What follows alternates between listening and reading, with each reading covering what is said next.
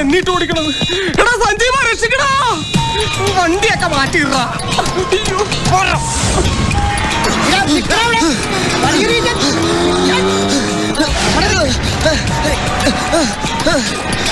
ഓടരുത്, എന്നെ ഓടിക്കരുത്, എന്റെ കാര്യമല്ലാത്ത നിക്കണവിടെ.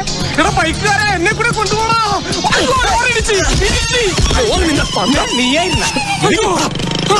ചെറുപ്പത്തിന് ഓടിയ പോലെ എനിക്കിപ്പോ ഓടാൻ പറ്റില്ല. ആൾക്കാർ നടന്നു പോകേണ്ടത് കൊതിയാവണ്ട.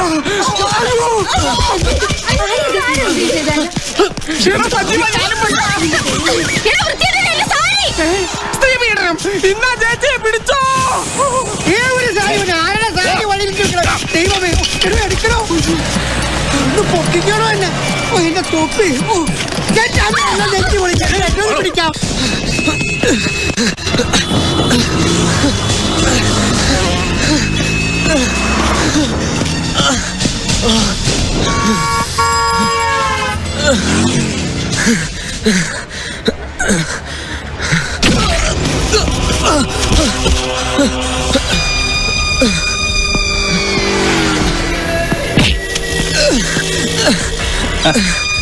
ഊതിക്കാച്ച് പെരുപ്പിച്ച് വെച്ചിരിക്കുകയാണല്ലേ, നല്ല അസല് മസില്.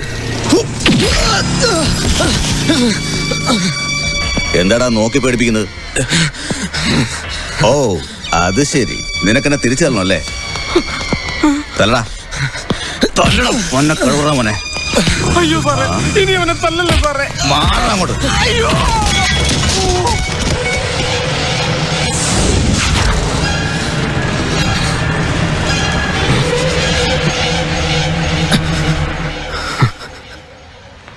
എന്താടാ കൈ താഴ്ത്തിയത്? എന്റെ അച്ഛനെ ഓർത്തിട്ട്. നിന്റെ അച്ഛൻ ആ തെണ്ടി കഴിവറ മോനെ അന്നേ തല്ലി കൊല്ലണ്ടായിരുന്നു. പക്ഷെ ഇന്ന് നിന്റെ കൈകൊണ്ട് ഈ കമ്മീഷണർ മുകുന്ദന് തല്ല് കൊള്ളണം. തല്ലടാ, നീ ഭയങ്കര ചൂടനല്ലേ. തല്ല് തല്ല് തല്ല് മോനെ.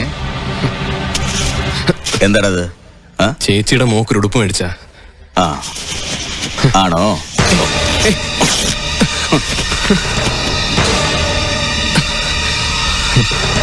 ഇപ്പൊ നിനക്കെന്നെ തല്ലാൻ തോന്നില്ലേ? തല്ലടാ, തല്ല് തല്ലടാ, തല്ല് തല്ലടാ.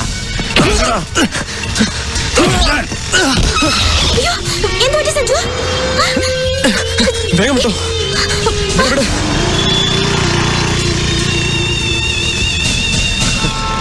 എന്താ അവര് പുറകെയുണ്ടോ? ഒന്ന് വേഗം വിട് സോന. എന്റെ കയ്യിൽ ക്യാമറ ഇല്ലാതായി പോയി. അല്ലെങ്കിൽ ആ കോന്തൻ കമ്മീഷണറുടെ വിശ്വരൂപം എന്ന് ഞാൻ ടി വിയിൽ കാണിച്ചേനെ. എന്നിട്ട് ഞാൻ 10 ഡയലോഗും കാച്ചിയേനെ. അല്ല സഞ്ജു, താൻ ഇനി സബ് ഇൻസ്പെക്ടറായിട്ട് ചെന്ന് ഇയാളുടെ കീഴിൽ എങ്ങനെ വർക്ക് ചെയ്യുന്നത്? താൻ SI ആയിട്ട് വേണം എനിക്കൊന്ന് ഷൈൻ ചെയ്യാൻ.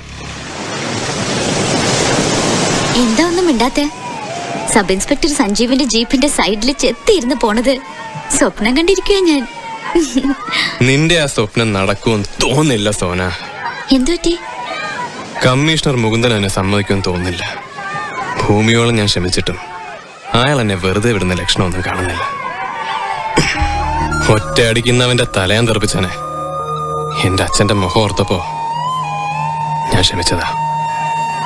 പക്ഷെ പാവം അച്ഛൻ അറിയില്ലല്ലോ അച്ഛന്റെ മോഹങ്ങളൊന്നും നടക്കാൻ പോകുന്നില്ലെന്ന കാര്യം. ഏയ്, ടെൻഷൻ അടിക്കാതെ സാറേ, ഒന്ന് ചിരിക്കേ. ബി ഹാപ്പി മാൻ. ഞാൻ ഹെഡ് കോൺസ്റ്റബിൾ വാസ്തവേ. നിർത്തണറി. നിർത്താൻ. എടാ നിർത്താനാ പറഞ്ഞത്. സ്റ്റോപ്പ്. ഞാൻ നിർത്താനാ പറഞ്ഞത്. അയ്യോ എന്നെ കൊന്നേ. അയ്യോ. ചിന്നിക്കുട്ടി, എന്താ ഇത്? ഇതുപോലെ എന്റെ അച്ഛനെ പണ്ടാ ലോറിക്കാര് കൊന്നത്.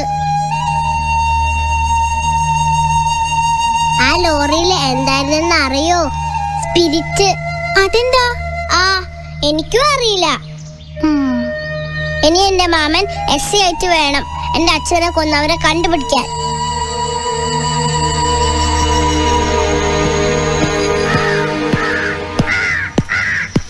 ഹായ്, മാമ വന്നല്ലോ. എനിക്ക് ഉടുപ്പ് ഉണ്ടെന്നോ? ഉടുപ്പ് മാമ മേടിച്ചതാ, പക്ഷെ കടയിൽ വെച്ച് മറന്നുപോയി. മറന്നു പോയെങ്കിൽ അങ്ങോട്ട് പോയി എടുത്താലെന്താ? അത് പിന്നെ ഇവിടെ വന്നപ്പോഴാ ഓർത്തത്. മാമ നാളെ പോയി എടുത്തോണ്ട് വരാം. ചുമ്മാതാ ഇപ്പൊ ചിന്നോള് പറഞ്ഞ ഒന്നും ഓർക്കയില്ല. വേണ്ട ഞാൻ പിണക്കുവാ. അയ്യേ പിണങ്ങാതെ. സത്യമായിട്ട് മാമൻ ഉടുപ്പ് മേടിച്ചതാ, പക്ഷെ കീറിപ്പോയി. കള്ള എല്ലാരും കള്ളം പറയാ. ദേ നോക്കിയേ.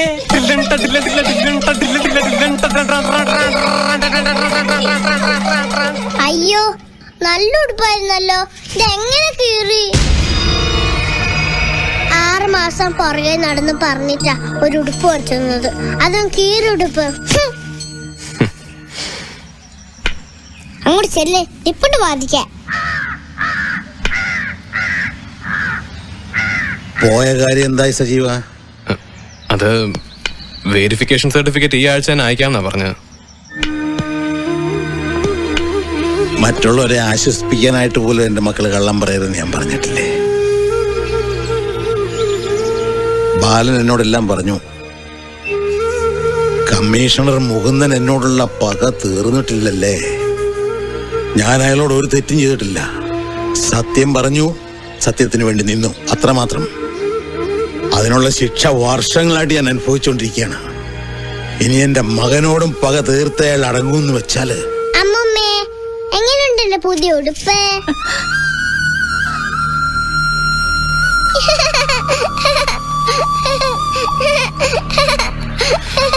എന്റെ മോളുടെ ഉടുപ്പ് കയറിയ ദ്രോഹിയുടെ കൈ ഞാൻ വെട്ടിയെടുത്തേനെ. ക്ഷമിക്കും മോനെ, ഭൂമിയോളം ക്ഷമിക്ക. നീ SI ആയി യൂണിഫോം ഇട്ട് വന്ന് എന്നെ സല്യൂട്ട് ചെയ്യുന്നത് സ്വപ്നം കണ്ട് കഴിയാണ് ഞാൻ.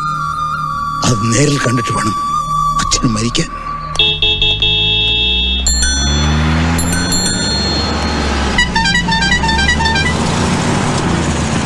ചിക്കൻ മേടിക്കാൻ മട്ടൻ മേടിക്കാന്നൊക്കെ പറഞ്ഞു വരും.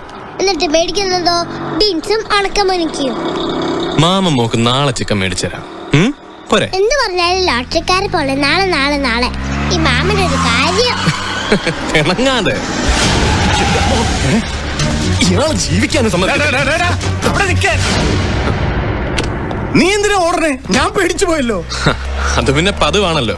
ആ പിശാചാണെന്ന് വിചാരിച്ചിട്ടാ ഓടിയത്. ഓ കമ്മീഷണർ മുകുന്ദൻ, അയാൾ ഇന്നലെ എടുത്തിട്ട് ചാമ്പിയല്ലേ? എന്ത് ചെയ്യാനാ സാറേ? വെരിഫിക്കേഷൻ സർട്ടിഫിക്കറ്റ് അയക്കും വരെ ഞാനിതെല്ലാം സഹിച്ചല്ലേ പറ്റൂ. ഈ കമ്മീഷണർക്ക് എന്തിന്റെ കെടുതിയാണെന്ന് മനസ്സിലാത്തത്. സ്പെഷ്യൽ ബ്രാഞ്ച് DVSP ആണ് അതോറിറ്റി. അയാൾ ലീവ് ആയതുകൊണ്ട് ചാർജ് എനിക്കാ. ഞാനത് ഒപ്പിട്ട് അയക്കാൻ തുടങ്ങിയപ്പോഴല്ലേ മൂന്നര അത് പിടിച്ച് മേടിച്ചോട്ട് പോയത്. എന്റെ പഴയ സ്വഭാവമായിരുന്നെങ്കിൽ അവൻ വിവരം അറിഞ്ഞേനെ. സ്വഭാവം മാറ്റിയോ? നീ ആള് കൊള്ളാവല്ലോടി. മോനെ സഞ്ജീവേ, പ്രായവും പ്രാരാബ്ദവും ഒക്കെ ആയി വന്നതിന് ശേഷം പൊതുവെ എനിക്ക് എല്ലാത്തിനും ഒരു പേടിയാ. അതുകൊണ്ടല്ലേടാ സൂത്രത്തിൽ ഞാൻ അഡ്മിനിസ്ട്രേഷൻ തന്നെ കൂടിയേക്കണത്. എന്റെ ജോലി എങ്ങനെയെങ്കിലും കിട്ടാതാക്കണം, അത് തന്നെ അയാളുടെ ഉദ്ദേശം. നിനക്കറിയാവോ, നിന്റെ പേരിൽ അയാൾ 4-5 നോൺ ബെയിലബിൾ കേസ് ചാർജ് ചെയ്യാൻ പോവാ. അയാൾക്ക് എന്തു ആവാലോ. മൂത്ത അമ്മാവൻ മുൻ മുഖ്യമന്ത്രി, മറ്റൊരമ്മാവൻ ആസാം ഗവർണർ, അനിയൻ വ്യവസായ മന്ത്രി, പിന്നീട് ഒരുത്തൻ കേരളം മുഴുവനും ഭരിക്കുന്ന അബ്കാരി കോൺട്രാക്ടർ. കട്ടും കൊന്നും പിടിച്ചു പറിച്ചും കോടികൾ ഉണ്ടാക്കിയിട്ടുണ്ട്.